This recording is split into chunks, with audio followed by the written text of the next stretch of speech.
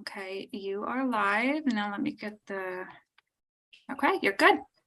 Excellent. Well, good afternoon, everyone, and welcome to the September 15th meeting of the NVTC PRTC Working Group, Joint Commission Working Group. I'd like to note we're starting this meeting at what I have is 4:03 p.m. and NVTC staff with support from PRTC staff followed the procedures and guidelines to give notice to working group members, both commission staff and the public about this meeting that's occurring today. Today's meeting is all virtual, as you notice. Public meeting is permitted under the Virginia Freedom of Information Act and NVTC's electronic participation policy. The meeting is being streamed live via NVTC's YouTube account. If the live stream transmission fails for any reason, we'd ask that anyone watching to email support@novatransit.org. And NVTC staff are monitoring this account throughout the meeting should anything happen and folks need to email us live during the meeting.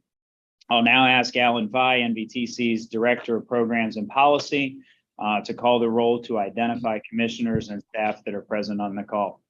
Alan? All right, thank you, Chair. Please respond here when you hear a name. Chair McKay? Here. Miss Allen?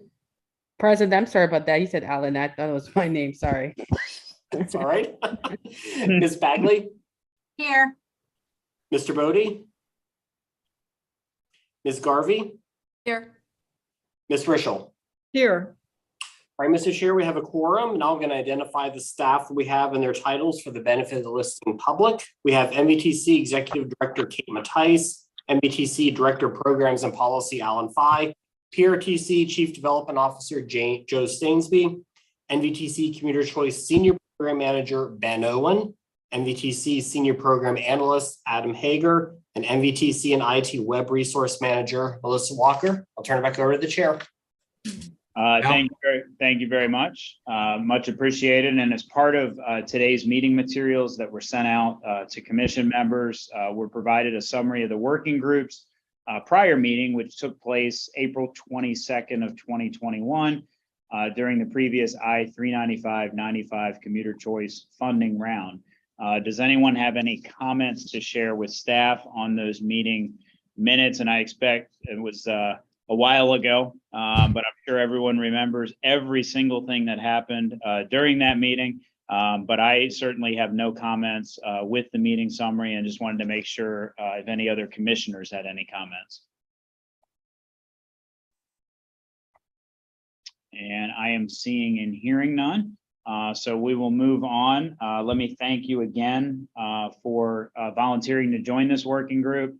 The group will serve an important role as an intermediary between our two full commissions, which we serve on, and corridor jurisdictions for the upcoming I-395-95 commuter choice funding cycle.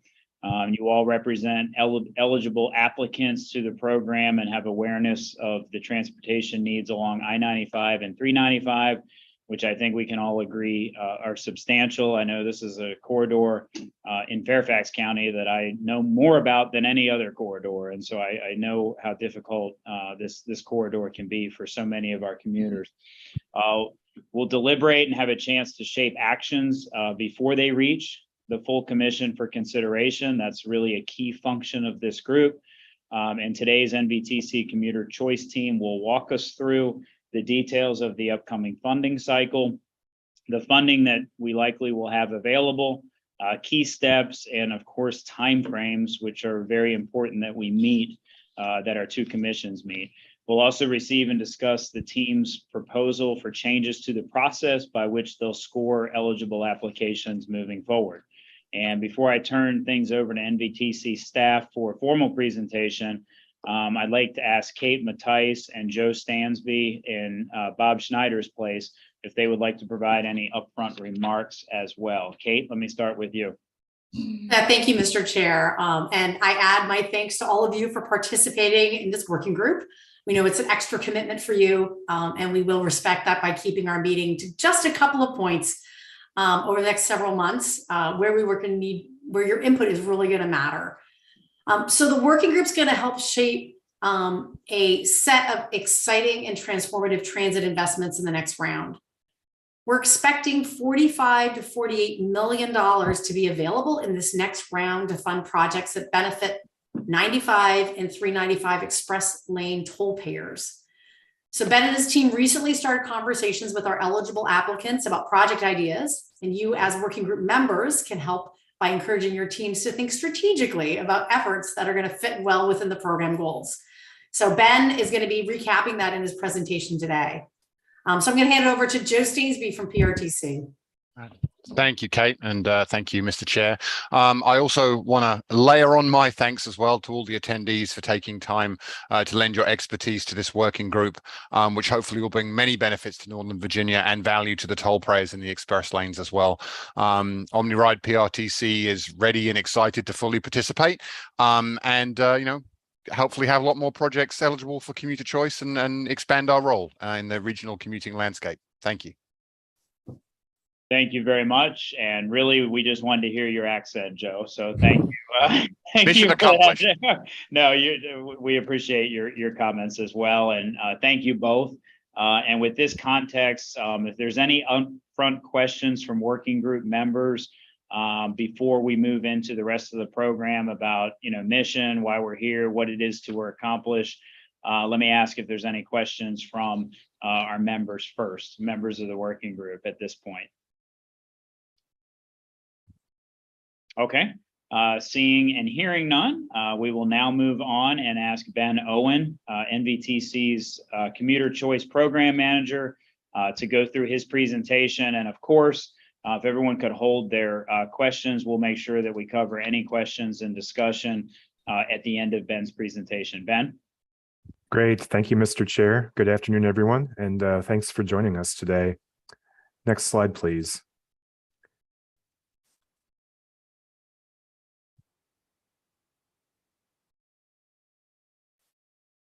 There we go. Actually, yeah, perfect. So I'll start with a really quick recap on commuter choice to start.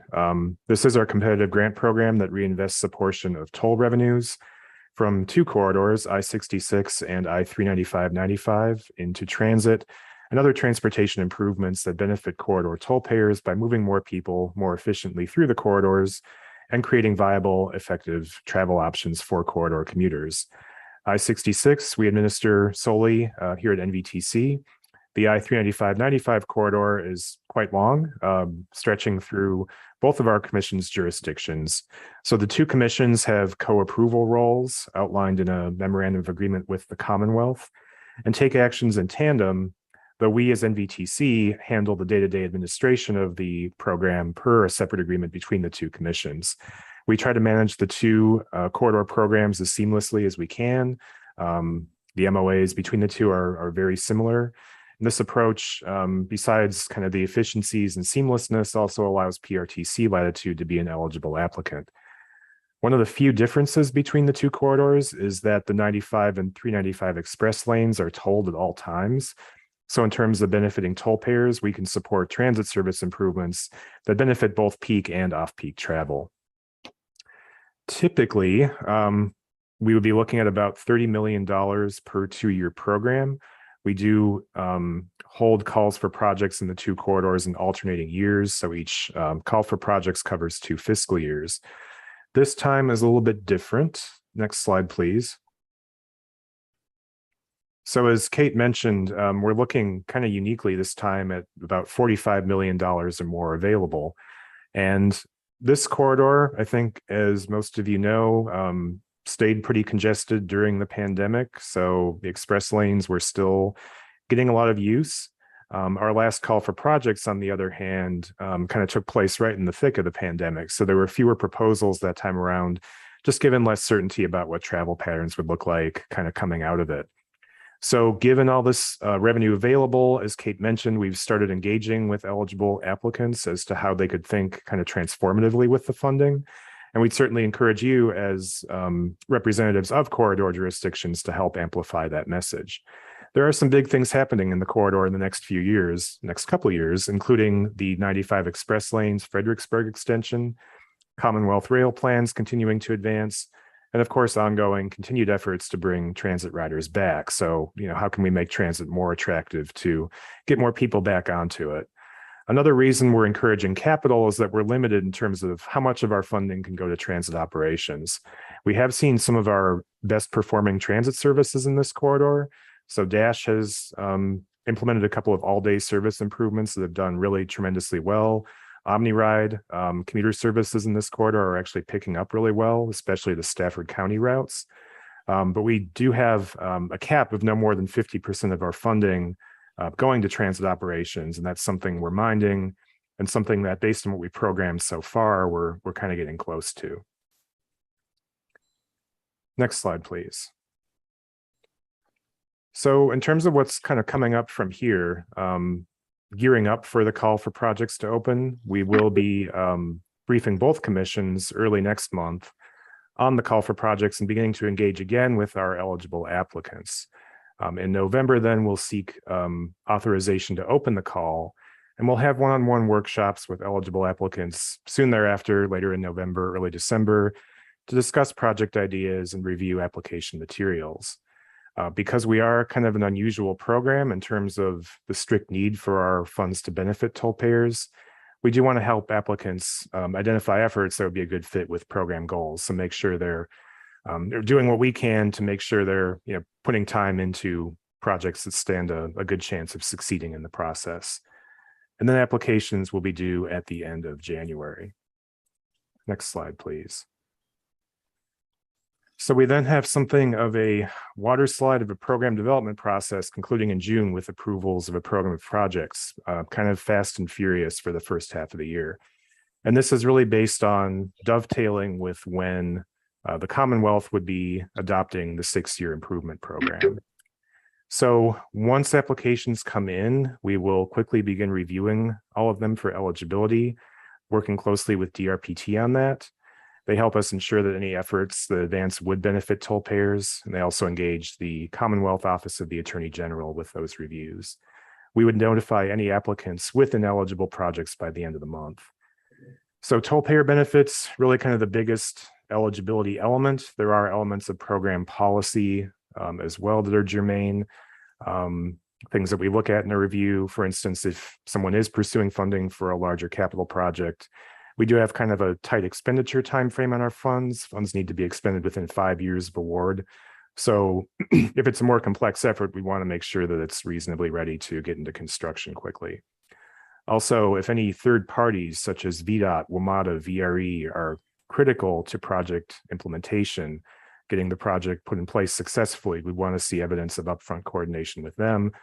And we do have, just because we do have ongoing reporting and reimbursement kind of requirements, we do have a $200,000 minimum award amount under the program. So once we're through our eligibility review, we would go into scoring the eligible applications. I'll talk more about that process in a moment. In April, we will open public comment. We are required to have a month-long public comment process. We would expect to convene this group again at that point, around that time, to consider and endorse a draft program of projects for the full commission's consideration. That would, of course, be subject to the public comment we receive. And we are really looking for ways to broaden our reach on the public comment. In our last I-66 round, we had all of our materials available in both English and Spanish for the first time. We conducted targeted advertising over Facebook and Twitter. This was quite successful in that we received, in the sense that we received the most comment submissions in any round to date, albeit all of them in English. So we're keen on any recommendations you all may have as, given your familiarity with the corridor, thoughts you might have as to cost-effective ways we could reach non-English speaking populations in the corridor. So something to think about over the next few to several months. In May, we'll brief the commissions on the recommended program of projects, close public comment. We'll also brief the Commonwealth Transportation Board's Rail and Transit Subcommittee. And then in June, the commissions, taking that public comment into account as well, would act to adopt the program and refer it to the CTB, which would then approve the projects as part of their 6-year improvement program adoption.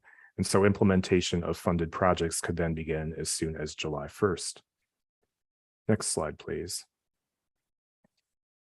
Talking now about the evaluation process. So each year we kind of review our program policy in light of our experience to identify any changes we might make to improve our program administration. This year, we're eyeing some kind of modest changes to our evaluation process, which we had last revisited in 2019. Most of the possible points in the process come from technical factors getting at the improvement goals for the corridor of moving more people more efficiently and representing effective multimodal improvements.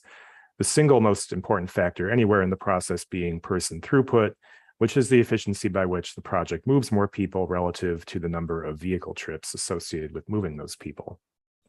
We also look at travel time savings, connections between modes of transportation and activity centers, and the ability of a project to absorb potential car trips that might be shifted onto parallel roads due to congestion or tolling.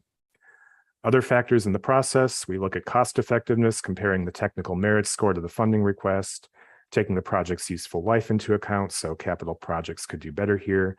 We have an applicant preference criterion where each applicant can pick their top priority and receive 10 points for it of the proposals they're submitting, and a collaboration criterion where we basically try to incentivize discussions with other jurisdictions or transportation agencies around project proposals, regardless of whether they'd be directly involved in carrying it out or not. Next slide, please. So what we're proposing is to emphasize the measurable aspects of the process and incorporate regional interest and equity into it. So the points allocated to the criteria would change as follows. Technical merit would go from 70 to 75 points, annualized cost effectiveness from 15 to 20, applicant preference would decrease from 10 to 5, and we would get rid of the collaboration criterion. Modest amount of scoring, not really enough to change how proposals are developed, and in cases where third-party coordination is necessary, we'd still require documentation of that. We'd propose to incorporate equity under the accessibility factor under technical merit. Currently, projects that link designated regional activity centers can receive points for that under this factor. We would basically add the Metropolitan Washington Council of Governments designated equity emphasis areas to the list of activity centers. So they'd be treated interchangeably in the scoring. So for instance, a project bringing commuters from an equity emphasis area to an activity center could get a higher score, just as one connecting two activity centers could. I should note that we compared our scoring results under the current and proposed approaches. There was little difference. But we do think these revisions are important. For one thing, a lot of interest in tangible elements of project and program performance right now. And when we show you our commuter choice annual report next month, hopefully you will be extremely dazzled by the benefits look back that we include in that. And the removal of the collaboration criterion streamlines the process for applicants. Some didn't even really bother with it, so I don't think it will be missed too much. We're anyway very interested in your feedback today. These changes will go into the commission briefings and action in the next couple months. And that concludes my presentation for today. So along with my teammate Adam Hager, who is on with us, we're happy to take any questions you have. Very good. Thank you, Ben. Thank you for a great presentation as always. And as Ben mentioned, these will go to our full commissions very soon. And one of the points of the working group here is to make sure if there are any issues, questions, or concerns about anything that's been presented, that we get a chance to talk through those and potentially address them before going to the full commissions for presentation. And so with that being said, I'd open the floor up if anyone has any questions, any members of the working group have any questions at this time about the presentation. Mr. Chairman, I had one question about the proposed technical evaluation process. Sure, please go right ahead. Mr. Owen, does this alteration in process, is this going to affect the way things score? I know you mentioned it briefly, but I just want to make sure that whatever projects are being submitted, the scoring isn't necessarily going to affect them just because it's been adjusted with some things being removed and weighed differently in the other categories. Yeah, I mean, it may result in slightly different results, but I think given the nature of the changes, nothing too major. And the process in general, I would say, is pretty familiar to most applicants at this point, and it really is staying pretty fundamentally the same as we're proposing. But we will certainly work with all of our interested applicants over the course of the call for projects to make sure everyone's clear on what's changing and what's going to be required as part of the application. Thank you. Okay, any other questions? Mr. Chair, I have a question. Yes, Jeanette. How do the equity emphasis areas mesh up with the activity centers? Could you explain how they might accommodate one another? That's not entirely clear to me. Thank you. Yeah, so I believe there probably are some that do align in terms of kind of the geography. These are defined, basically they're adopted by the Council of Governments, kind of applying to defined transportation analysis zones. So in our evaluation of applications, we would basically just kind of overlay them on top of each other, look at, whether projects are connecting one or both on both ends. That's kind of how projects would get the highest score. Basically, it would create more opportunities for more projects to get higher scoring under that factor, because there'd be more kind of designated areas they could connect that would earn them the points. But it does kind of play into, interest in incorporating equity into more things. And this is kind of an easy way to do it. Okay. They would not overlay precisely, but there would be some overlay, some There overlap. potentially could be some overlap. Yeah. Yeah. Okay. Thank you. Sure. Okay. Mr. Chair, just a quick. Yeah, could we that just have a Libby, I quick can't see everyone. I think that's Libby. Libby? It's Libby. It's Libby. Okay. I'm sorry. I can see myself, so I figure you can see me. I'm sorry. problem. And I can see you. No, just a quick reminder, how this program is still relatively new. When did we start working on this? Yeah. So I-66 commuter choice began in 2017. 395 began in 2019.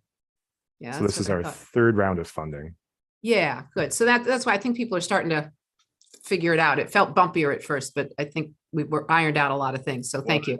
Yeah. We've tried to but- avoid major jolts to the process. We made some big changes a couple of years ago, and at this Yeah. point, more incremental. Yeah.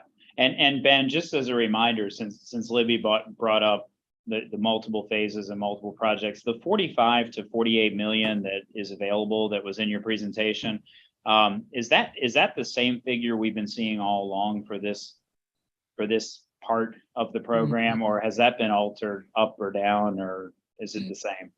In the past couple of rounds, I believe the first round we estimated 22.5 million. The second round we estimated 30 million. So basically, the program is funded through annual payments from Transurban, the express lanes concessionaire to the Commonwealth, and those are roughly $15 million a year, increasing at 2.5% per year. So this last round we were undersubscribed by about $7 million. The round before that by 3 or 4 million. So that's really, we realize we have a lot of carryover here that we're looking to find prudent uses of.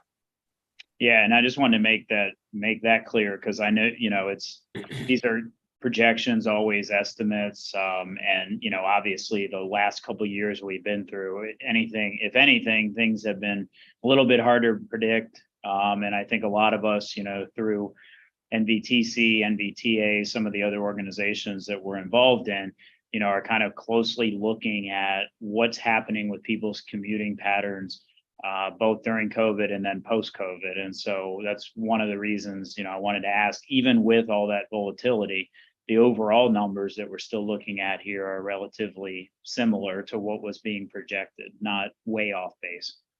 In terms of the payments, yeah. I mean, the express lanes revenue is above, I believe, where it was prior to COVID.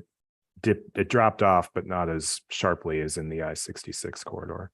Right, exactly. Okay, thank you, Ben. Any other questions that folks have? I have a question. Excuse me, David, sorry. Go ahead. Yes, Sarah. Thank you. So as a new member to this joint commission and relatively new to NVTC as a whole, I was just wondering, could we just step back a little bit for my benefit and for anybody who happens to be watching? You referenced the fact that no more than 50% can go towards transit. And I'm just curious, and that we were getting close to that. So what I'm curious is, where does that, prescription or limitation come from? Is it something worth discussing, evaluating if we're running up against it? And if we're focused on increasing throughput, and transit is obviously a good way to do that in an environmentally friendly way. I'm just curious if somebody could give me a little bit of the background on where that limitation comes from, and if there's ever a reason to, or an option to discuss changing it. It's a term of our memoranda of agreement in both corridors. So we actually did, in January of this year, get an MOA revision adopted by the Commonwealth, bumping the measurement of that 50% cap from 5 years out to 9 years. So basically it's, I forget the exact wording, but, over a 9-year span, a maximum of 50% of the funds transferred to us can go to transit operations. I think it probably was put in there as a means of ensuring some kind of balance of the nature of projects the program supports, because it is kind of unique among regional competitive programs and being able to support transit operations. And we've had a lot of success with that.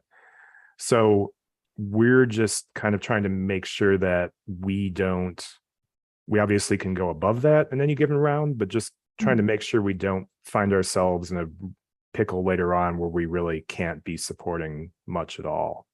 Hey, Ben, can I just add, I want to make sure Please. it's very clear.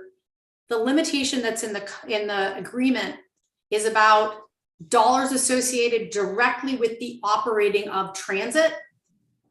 We can buy buses. Okay. There's actually a whole bunch of capital related to running a transit system that is not a part of that limit. And this was actually a very big compromise when the program was originally envisioned. The very early stages, which was related to 66, it was thought of this was going to be a capital program. Literally, we could just buy things. And thankfully, the commission worked very closely with the Commonwealth to say, no, we need to operate and you need to pay for operation. So we were very careful in crafting the definition of operating to be focusing on literally fuel and the cost of the individuals operating that system. So we can pay for transit operations, of which only part of that funding is what's under the limitation. But it is something that was fought hard. It originally was over 5 years. We've moved it to 9. But it's not, it's a little bit nuanced. And I just want to make sure that nuance was understood. And point of fact, Kate, we've had jurisdictions that have done both with regard to transit, have paid for routes and operational costs, and also have paid for capital expenses like buses and other things related to transit. Yeah. Thank you. To that end with OmniRide, I mean, we certainly have, ideas for upcoming applications for things like improving the shelter facilities at 123 and Horner Road, right? So, those are kind of capital improvements that are transit adjacent, but not directly operations. Yeah, it's funny that you say that, because that was the note that I made at the VTA conference. There was a whole study on the bus stops themselves, and improving that infrastructure. And so that was the note I made, when I heard that limitation and wondering, I didn't want it to impact, or how much it would impact a project like that. But it sounds like if it's on the capital side, it's not held down by that limitation. Yeah, it really is as narrow as we can make it. Right. I appreciate that. And thank you for indulging my education here. Thank you, Sarah. Did you Yeah, have it's good. I was just going to add for Sarah. I mean, some of it is it's just the Virginia General Assembly effect to some extent. It's statewide, and we have a different view of transit than some parts of the state. So Yeah. Imagine that. I know Mayor Meyer also had a question. Let me make sure, Sarah, were you good? Are you good? You didn't have Sorry, I any muted myself. Yes, I am. Thank you. Okay, thank you. Mayor Meyer. Thank you. Question has to do with carryover funds. Was this anticipated, or was this the result of the COVID period? Was it project management challenges, or is this something that we can expect the carryover to continue as part of the overall program over a number of years, or is this a bubble that's moving through the calendar on these things? I would very much like to see as much of the available funding invested this time as possible. I would characterize the carryover largely as being a function of fewer project proposals last time because of the uncertainty about what travel patterns would look like. That call for projects happened, we were having this conversation 2 years ago. So it was late 2020, early 2021. nobody really had a sense of what things were going to look like at that point. We are trying, for our point, we are trying to, be as kind of forthcoming as we can about the revenue that's available. And like we mentioned, we've started engaging with people sooner because some of these larger capital efforts take more time to coordinate. Just getting the application materials together, thinking about how the funding could fit in with other sources, things like that. Mhm. So we are encouraging everyone to go big in this round to the extent they have ideas that would fit well with the program. I appreciate that. And one of the reasons, or the reason for my asking the question, is that we all acknowledge that there are people out there who are not too enthusiastic about this program, just conceptually, and they're looking for any weak spots to criticize us and the management of the program. People, I'm thinking in the General Assembly or other stakeholders regarding transportation. So I would hope that as we move forward in the next couple of fiscal years, that we can get this money allocated and get the projects underway, and kind of say that a steady state of carryover would be a little substantially less than where we are. And that's not a criticism. It's just, I'm just trying to eliminate any theoretical vulnerabilities of criticism, Yeah, So very Exactly much agree. right. Yeah, I think we're all in agreement on that. I think that's something we're going to need to, be carefully monitoring and watching. Right. Thank you. Thank you. Supervisor Bodie. Give me 1 second. Thank you, Mr. Chairman. Just a couple of quick notes and then a question. I appreciate the conversation about bus shelters and some of the other transit adjacent infrastructure that we're looking at too. Because as a bunch of you are well aware, especially in the sort of the Route 1 part of the 95 corridor, we have a lot of aging infrastructure that has been there for years, decades, however long you want to say it. And so being able to make those not only as aesthetically pleasing as possible, but also frankly safer, will, I think, help all of our endeavors here. Also, I appreciate the context of some of what was just discussed in terms of carryover funds, and this being something that, especially with the current climate enrichment, something that folks might want to try to run to try to gut in terms of funding to then to try to gut, because we know that's something that may be on people's minds. So I appreciate that context as well. My question is, and this may have been addressed earlier before I was able to jump on, but has there been considerations of possibly looking at greenhouse gas reductions and things like that as part of the criteria for some of these evaluation processes? We are looking at that now as part of kind of an add-on to the case we make for the program of projects. We did this with our last I-66 round, and we're also looking to do it with our annual report as well. So I alluded to a whiz-bang set of facts statistics we're going to include in our upcoming report, looking at the benefits of the program to date. One of those is the greenhouse gas reduction associated with use of our projects funded under the program relative to drive alone travel. Other things like VMT is in there as well, just, delay savings, the impacts of that to the economy. So, kind of tying together a couple of things you said, we're really trying to make as strong of a case for the program as we can in terms of the whole range of benefits our projects can deliver. Greenhouse gas emissions, yeah, definitely important thing, very important in the region. In terms of strictly being part of the MOA, it's not really in there, but we think it does have a place as something that we present, as part of the rationale for adopting a program of projects. Appreciate that. Yeah, the only thing I'll just add to that is as you are all well aware, all of our jurisdictions have adopted various goals for greenhouse gas emissions and things like that as part of the region. I know we have very ambitious but achievable COG goals as well. I know that's nothing new to anyone on this call, and it just helps that we have that as part of the overall microcosm of conversation as we look at projects and products such as this. So I appreciate that. Thanks. Mr. Chair. Thank you very much. Yes, Libby. So my computer is about to restart. I've been fighting with it. So I'm going to disappear. And then I'm going to join the next meeting, but I have to drive 20 minutes to do that, to get to another location. So I'm going to sign off. And I'm glad I got at least this part of the presentation because it was really helpful.